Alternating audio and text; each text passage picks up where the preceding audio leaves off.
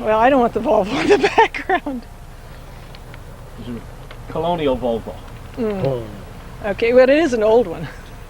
Runs that's a on nice grain. one. Yeah. Okay, All right. sure. You have a statement or something? Oh, yes. I'd like to tell everybody that September 6th and 7th is going to be a very big weekend here at the Kent Delord House. We're doing a celebration, I guess you could call it, of the Battle of Plattsburgh, and more specifically, the days of preparation that led up to the Battle of Plattsburgh. We're having a military encampment with, these are two of our representatives, and we're also doing something we've never done before at the Kent Delord House, which is to do a special exhibition on the British occupation of the Delord House. The junior British officers who moved in on evening of September 6th, 1814, and took over the house from the Delords for a period of 5 days until the battle. What we've learned in preparing this exhibition is that these were not your regular red-coated British officers. They were actually members of the Royal Artillery. They wore blue coats, and they were here in the Delord House specifically to build the artillery emplacements, which were the British built along the north side of the river. And there was actually one artillery placement on the Henry Delord's property. So we're sort of here trying to recreate some history. What will you have here for the encampment, and where will it be? I think you should ask our gentleman here. Okay. Okay. We'll have representatives of the 15th United States Infantry, which was Pike's regiment, Zebulon Pike's own regiment. And we will be encamped here along with an army surgeon, a blacksmith. We will have some earthworks in place, along with hourly firings and tactical type of maneuver demonstrations. We'll also have our lady folk that will be cooking for us, and we'll be doing plenty of demonstrations, be able to answer any questions asked, and we're looking forward to it. Okay, are you going to show us how to make bullets and Yeah, we'll start do bullets. fires and neat stuff like that? Flint and steel. We'll be able to make fires with flint and steel. We'll show you how bullets were actually molded. We'll even be able to show you how to bake an apple pie in a Dutch oven on an open fire. So they did that back then. Yes. Now, what are you guys dressed as right now in your costume? Matthew here is dressed as a private in the 15th United States Infantry. I'm dressed as a militia soldier coming right out of the neighborhood presently. When you see me next week, I will be dressed in the same uniform I guess as my son. we should mention that a lot of the American defenders in the Battle of Plattsburgh were actually militia.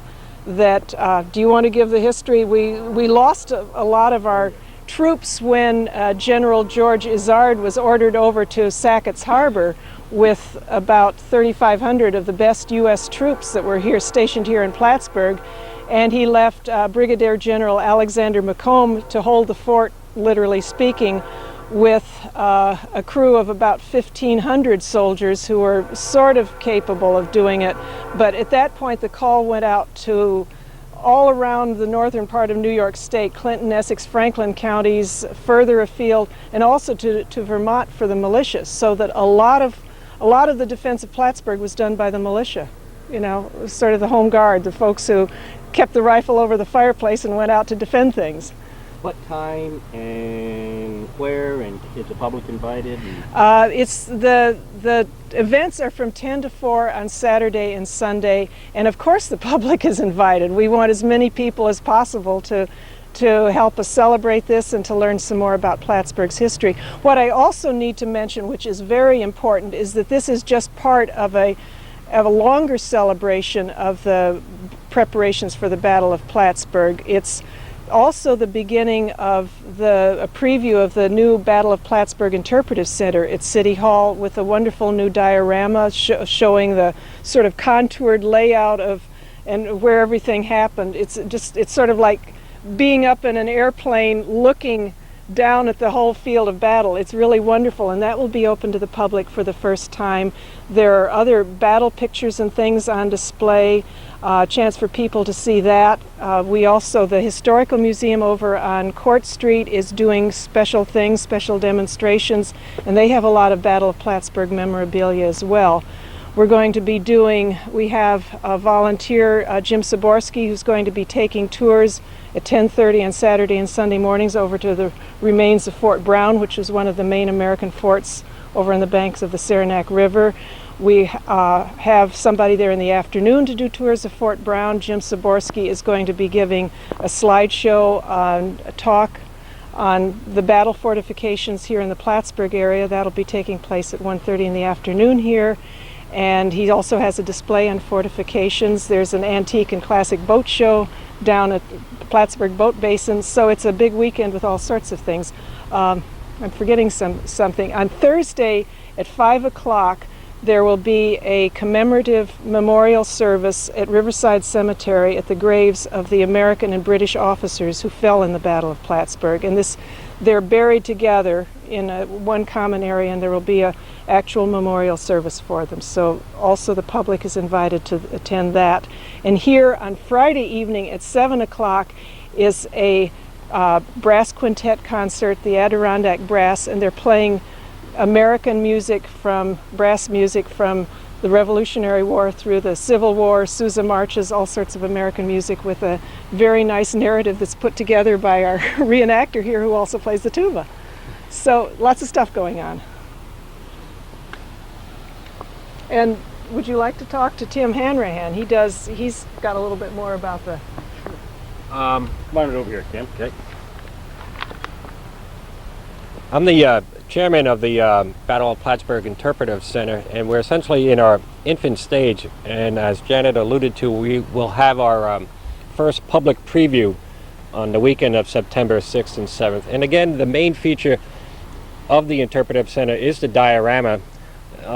It's really very spectacular to see. It is in scale, and it does depict the area, especially the city of Plattsburgh as it looked in 1814. It shows all the major battle sites, both land and naval. And in terms of dimensions, the actual diorama is 5 feet by 15 feet, and it depicts an area approximately 1 mile by 3 miles.